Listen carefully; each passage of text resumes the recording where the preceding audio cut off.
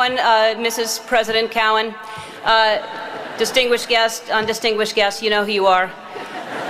Honored faculty and creepy Spanish teacher. So, and thank you to all the graduating class of 2009. I realize most of you are hungover and have splitting headaches and haven't slept since Fat Tuesday, but you can't graduate till I finish, so listen up. When I was asked to make the commencement speech, I immediately said yes. Then I went to look up what commencement meant, which would have been easy if I had a dictionary, but most of the books in our house are Porsches and they're all written in Australian.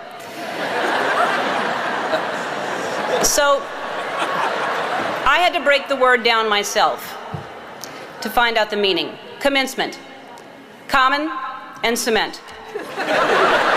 Common cement. You commonly see cement on sidewalks. Sidewalks have cracks, and if you step on a crack, you break your mother's back. So there's that. But I'm honored that you've asked me here to speak at your common cement. I thought that you had to be a famous alumnus. You had to graduate from the school. And I didn't go to college here, and as I don't know if President Cowan knows, I didn't go to college at all, any college. And I'm not saying you wasted your time or money, but look at me, I'm a huge celebrity.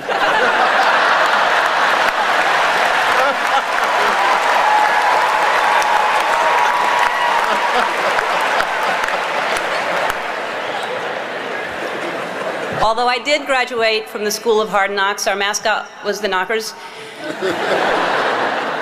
I spent a lot of time here growing up. My mom worked at Newcomb, and I would go there every time I needed to steal something out of her purse. But why am I here today? Clearly not to steal. You're too far away, and I'd never get away with it. I'm here because of you, because I can't think of a more tenacious, more courageous graduating class. I mean, look at you all wearing your robes. Usually when you're wearing a robe at 10 in the morning, it means you've given up. I'm here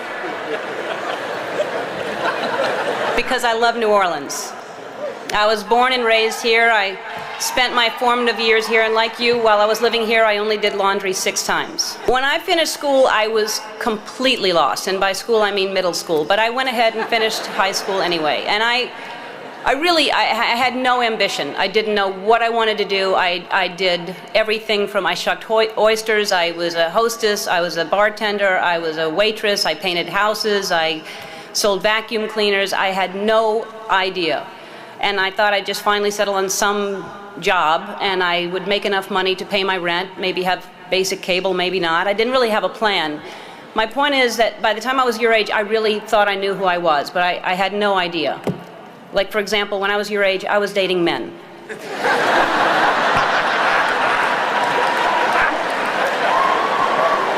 So what I'm saying is, when you're older, most of you will be gay.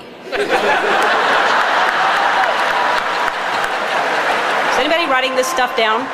Parents?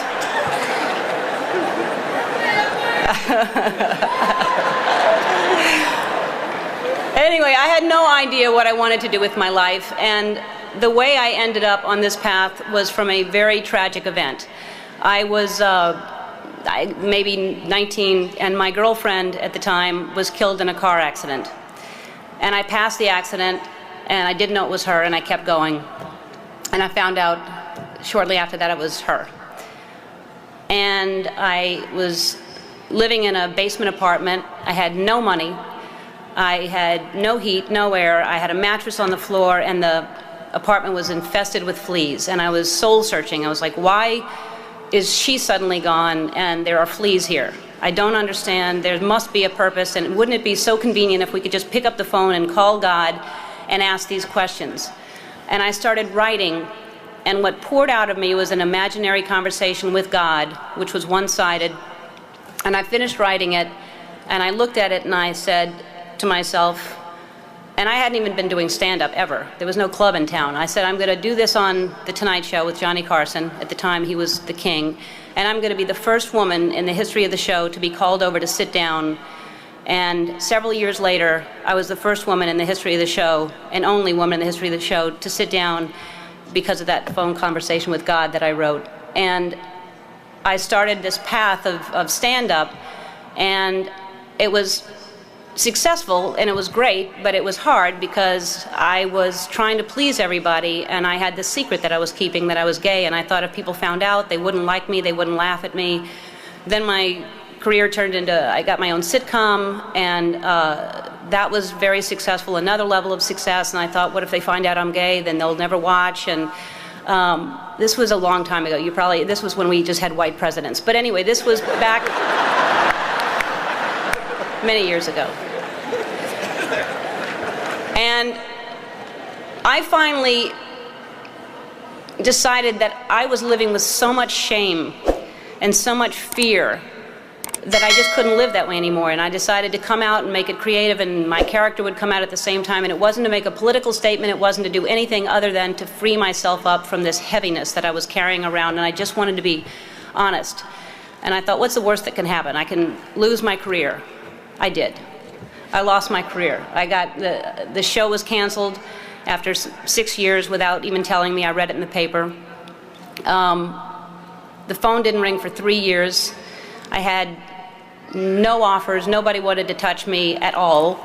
And yet I was getting letters from kids that almost committed suicide but didn't because of what I did. And I realized that I had a purpose, and it wasn't just about me, and it wasn't about celebrity, but I felt like I was being punished, and it was a bad time. I was angry, I was sad, and then I was offered a talk show. And the people that offered me the talk show tried to sell it, and most stations didn't want to pick it up. Most people didn't want to buy it because they thought nobody would watch me. And really, when I look back on it, I wouldn't change a thing. I mean, it was so important for me to lose everything because I found out what the most important thing is to be true to yourself. And ultimately, that's what's gotten me to this place. I don't live in fear, I'm free, I have no secrets, and I know I'll always be okay because no matter what, I know who I am. So, in conclusion, when I was younger, I thought success was something different. I thought, when I grow up, I want to be famous. I want to be a star. I want to be in movies. When I grow up, I want to see the world, drive nice cars. I want to have groupies, to quote the Pussycat Dolls. How many people thought it was boobies, by the way? It's not, it's groupies. But my idea of success is different today, and as you grow, you'll realize definition of success changes. For many of you, today, success is being able to hold down 20 shots of tequila. For me, the most important thing in your life is to live your life with integrity and not to give in to peer pressure to try to be something that you're not. To live your life as an honest and compassionate person, to contribute in some way. So to conclude my conclusion, follow your passion, stay true to yourself, never follow someone else's path unless you're in the woods and you're lost and you see a path, then by all means you should follow that. Don't give advice, it'll come back and bite you when they ask. Don't take anyone's advice. So my advice to you is to be true to yourself and everything will be fine. And I know that a lot of you are concerned about your future, but there's no need to worry. The economy is booming, the job market is wide open, the planet is just fine. It's going to be great. You've already survived a hurricane. What else can happen to you? And as I mentioned before, some of the most devastating things that happen to you will teach you the most. And now you know the right questions to ask for your first job interview, like, is it above sea level? So to conclude my conclusion that I previously concluded in the common cement speech, I guess what I'm trying to say is life is like one big Mardi Gras. But instead of showing your boobs, show people your brain. And if they like what they see, you'll have more beads than you know what to do with. And you'll be drunk most of the time. So to the Katrina class of 2009, I say congratulations, and if you don't remember a thing I said today, remember this. You're gonna be okay. Dum, doo-doom, doom, doom. Just dance.